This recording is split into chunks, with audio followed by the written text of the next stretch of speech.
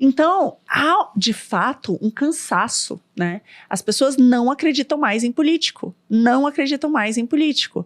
Por isso que tem um apelo grande, não só no Brasil, mas no resto do mundo, por essa figura do outsider, de quem vem de fora, né? De quem, de alguma forma, está contra o sistema. Porque a realidade é que o sistema no Brasil é foda. E ele está atrapalhando a vida das pessoas. Então, não precisa ser um mágico, sabe assim, você não precisa ter uma grande visão do nosso país para ter essa clareza de que tem alguma coisa errada.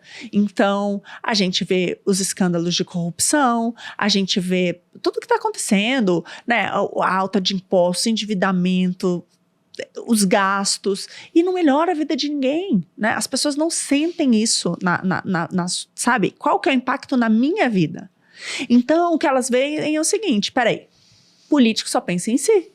Político só pensa em si. Vem 4 anos, faz um monte de promessa, é eleito, depois me esquece, e daqui a 4 anos vem de novo pedir voto outra vez. Faz um monte de reforma aí Faz um monte de reforma, isso, reforma... faz asfalto até o Acre, né? Faz asfalto até o Acre, volta, achando que a gente é otário, e sabe, com o nosso dinheiro... né? Ainda quer que a gente agradeça, que está sendo feito com o nosso dinheiro. Então, as pessoas acordaram. Guilherme, eu acredito nisso, assim, tipo, as pessoas acordaram, elas estão cansadas, elas olham lá e dizem assim, meu amigo, o sistema é foda, não dá para acreditar em político, eu quero alguém que me representa. E essas pessoas não me representam. Então, eu vejo de uma maneira diferente. Eu entendo essa questão dos debates. Eu estudei muito a cidade, fiz uma bela imersão, estou trabalhando nisso já desde o ano passado. Então, óbvio, a gente tem, né, tem uma equipe incrível que tem boas propostas. Mas eu sei muito bem que não é a proposta que vai definir o meu voto. Entendeu? Porque as pessoas já estão cansadas, né? E também tem um outro ponto importante. Dá uma olhada nos planos e compara. Tem muita coisa igual. Tem muita coisa igual. Por exemplo, eu falo em dobrar a Guarda Civil Metropolitana. O Boulos fala em dobrar a Guarda Civil Metropolitana. Pô, peraí, então é a mesma coisa? Não, não é a mesma coisa. Porque o Boulos foi no desfile em que os policiais estavam vestidos de demônio, né, da escola de samba.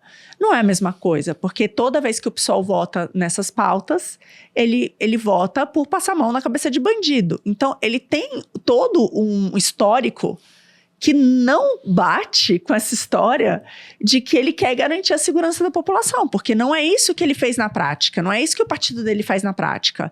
Só que lá na hora, se ele não for confrontado, ele vai blá blá blá falar exatamente a mesma coisa. Então, sabe, eu vejo que tem um papel ali importante dentro dos debates, que de fato é o confronto.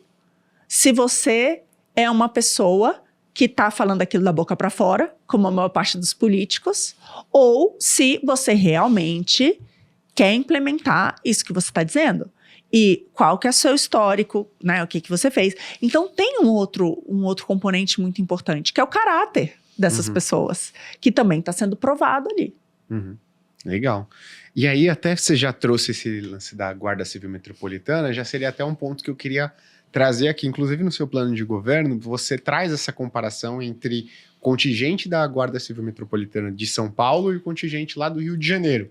E aí você mostra, né, me corrija se eu estiver errado, que no Rio de Janeiro é praticamente o dobro, né, o número por habitante da Guarda Civil Metropolitana. Só para a gente dar números para as pessoas, né, que estão acompanhando, grosso modo, São Paulo é como se fosse a cada 100 mil habitantes, 61, 62, se não me engano, guardas da GCM, e no Rio de Janeiro é como se fosse 118, 120, se não me engano. Então dá quase o dobro mesmo. E aí o ponto, assim, mas se a gente olha os índices de criminalidade, a gente vê que no Rio de Janeiro parece ser um pouco mais perigoso do que o Brasil, pelo menos é a nossa sensação aqui de São Paulo, quando a gente olha alguns índices e até visitando, essa né? comparação essa comparação é infeliz. Vou até puxar a orelha aí, vou ter que rever aí, porque toda hora muda, eles colocam algumas informações. Mas Essa comparação não é boa, porque lá a guarda diferente daqui não é armada. Essa é uma grande diferença. Isso é um fator importante. E esse é um ponto importante, porque, por exemplo, o Boulos é um que fala em dobrar a guarda, mas ele é a favor da desmilitarização das forças policiais. E ele já falou numa entrevista que é um absurdo a guarda civil ter fuzil. Só que o crime organizado tem fuzil. Você vai enfrentar o crime organizado como? De canivete? Não faz nenhum sentido. Então, tem esses fatores também, né? Um outro fator é que, assim, gente, o crime organizado no Rio já tomou conta da cidade.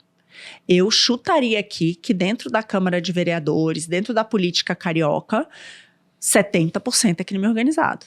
Aqui em São Paulo, eu vejo que ele tá sim infiltrado, e bastante infiltrado, mas a gente não chegou nesse estágio ainda. Então dá tempo. Mas infelizmente, o que eu vejo é que o processo que o São Paulo vem tendo em termos econômicos, em termos de perdas de empresas, em termos de essa indústria da miséria, que a gente pode falar um pouco mais, e vários outros fatores, esse aumento da criminalidade, essa complacência com o crime organizado, me diz que a gente está degenerando. Então, a gente está indo num caminho à lá Rio de Janeiro, que é muito preocupante.